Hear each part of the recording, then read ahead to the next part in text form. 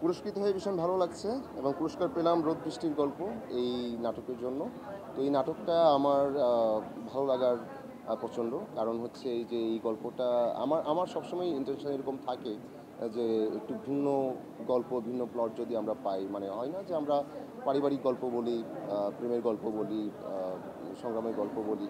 তো তার মধ্যে আমার মনে হয় যে ওই সংগ্রামের গল্পটা কিছুটা কম আসে। তো সেই জায়গা থেকে এই গল্পটা যখন আসলো আমার কাছে একটু বিশেষ চ্যালেঞ্জ ফিল হলো যে এই কাজটা আমি করতে চাই।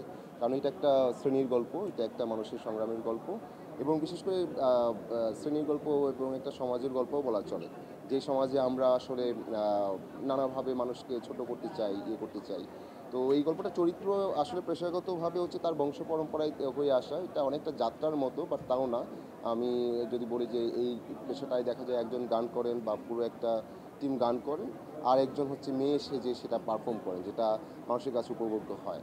তো এই প্রফেশনটা ধীরে ধীরে এখন প্রায় বিলুপ্তের পথে। তো এই প্রফেশনটাই থাকা এবং এটাকে ওন করা এবং যখন সেই আমাদের যদি বলি যে এই সমাজে মানুষের সাথে মিশতে চায়, একটা জায়গায় সে পৌঁছাতে চায়, তো তখন সে নানা রকম আসলে বাধার সম্মুখীন হয়, নানা রকম কটু কথার সম্মুখীন হয়। তো তখন প্রশ্ন আসে যে আমরা কি শুধু আর্টটাকে গ্রহণ করি, আর্টিস্টকে না? তো এই প্রশ্নটা এই গল্পটা করে আর কি, যে এই কারণেই এই গল্পটার প্রতি আমার ভালো লাগা, যে এই কাজটা আমি করতে চাই এবং করার পর বেশ এবার এটা এটা সেকেন্ড পুরস্কার পাওয়া এই গল্পের জন্য। তো আমি স্মরণ করছি আমার ডিরেক্টর সুব্রত সঞ্জীব দাকে।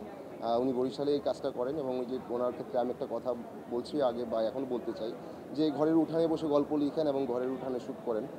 সো তার যে এই যে নিজস্বতা এবং নিজ যদি বলি যে এই শিকড়ের প্রতি যে তার এক ধরনের আস্থা এবং সেটাকে প্রকাশ করার যে তার একটা প্রবণতা, সেটাকে আমি স্যালুট করি। চমৎকার ভাই। কাজের জায়গাটা সবসময় প্রশংসনীয়। নতুনদের সাথেও কাজের জায়গাটা চমৎকারভাবে আপনি মানিয়ে নেন। সর্বশেষ আমরা দেখলাম সাদনিমা বিনতে নোমানের সাথে জুটিবদ্ধ হয়েছেন। শুটকে কেন্দ্র করে গল্পটা ছিল। হুম। নতুনদের সাথে কাজ করার জায়গাটা কেমন হচ্ছে আপনার কাছে? নতুনদের সাথে কাজ করার জায়গাটা সবসময় ভালো।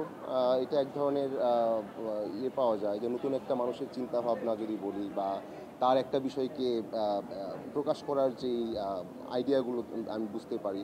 সো একটা নতুনত্বের সাথে পরিচিত হওয়া যায়, সেটা থেকে আসলে নিজেরও অনেক কিছু শেখার থাকে।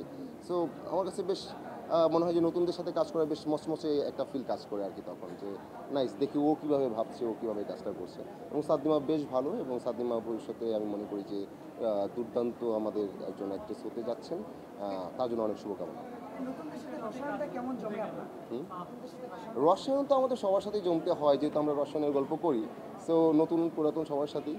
আমার আসলে রসায়নটা হতে হয় গল্পের সাথে, আমার ক্ষেত্রে আর কি, আমার যদি অবজারভেশন এটাই আমার ক্ষেত্রে, যে আমি গল্পটাকে বিশ্লেষণ করি, এই সিনটাকে কীভাবে আসলে আমি প্রকাশ করব, সেই বিশ্লেষণটা সেটাই আসলে মেন রসায়ন হয় আর কি। অনুমান হয় না?